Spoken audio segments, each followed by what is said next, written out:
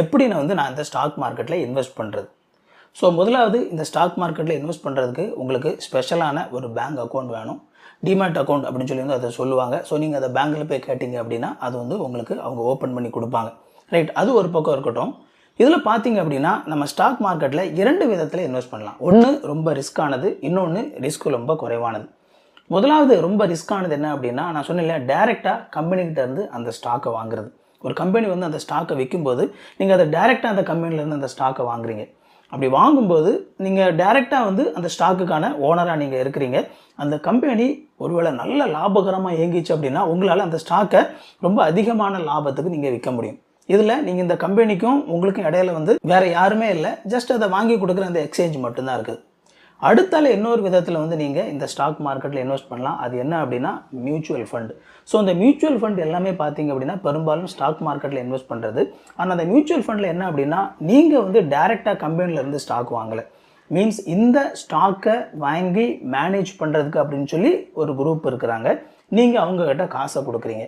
So அவங்க உங்கள் காசை வாங்கிக்கிட்டு உங்களுக்கு பதிலாக அவங்க இந்த மாதிரியான ஸ்டாக்கில் வந்து இன்வெஸ்ட் பண்ணுறாங்க. ஸோ இதில் நமக்கு என்ன ப்ளஸ் பாயிண்ட் அப்படின்னா, ஒரு ஸ்டாக் வந்து எதிர்காலத்தில் நல்லா வந்து செயல்படுமா, கூடுமா, குறையுமா அப்படிங்கிற அந்த மாதிரியான நாலேஜெல்லாம் உங்களுக்கு இருக்க வேண்டிய அவசியம் கிடையாது.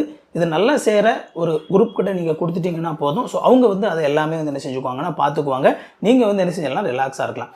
இதில் விஷயம் என்ன அப்படின்னா, நீங்கள் ஃபஸ்ட்டு வாங்குறீங்களா ரிஸ்க் அதிகமான டைரெக்டாக ஸ்டாக் வாங்குறது, இதில் உங்களுக்கு எப்போவுமே அதிகமான லாபம் கிடைக்கிறதுக்கு வாய்ப்பு இருக்குது, அதிகமான ரிட்டர்ன்ஸ் கிடைக்கிறதுக்கு வாய்ப்பு இருக்குது. ஆனால் அதே நேரத்தில் கம்ப்ளீட்டாக அதிகமாக லாஸ் ஆகிறதுக்கும் வாய்ப்பு இருக்குது.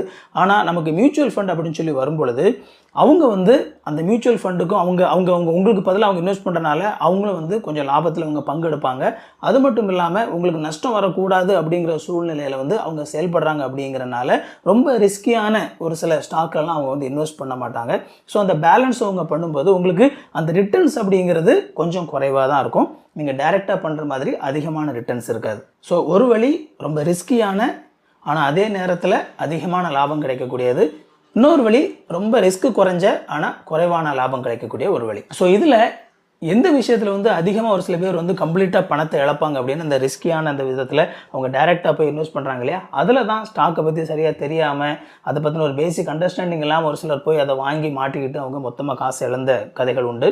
ஆனால் பொதுவாக வந்து மியூச்சுவல் ஃபண்ட் அப்படின்னு சொல்லி வரும்போது பெரிய அளவில் வந்து உங்களுக்கு லாஸ் அதிகமாக இருக்காது. இந்த வீடியோ பிடிச்சிருந்த அப்படின்னா அந்த வீடியோவை நீங்கள் லைக் பண்ணுங்கள். இது வரைக்கும் சேனலை சப்ஸ்கிரைப் பண்ணல அப்படின்னா சேனலை சப்ஸ்கிரைப் பண்ணிக்கோங்க. உங்களுக்கு நோட்டிஃபிகேஷன் வேணும்னு நினச்சிங்க அப்படின்னா பெல் பட்டனை கிளிக் பண்ணிக்கோங்க. இன்னொரு யூஸ்ஃபுல்லான வீடியோவில் சந்திப்போம் friends. Thank you. God bless you.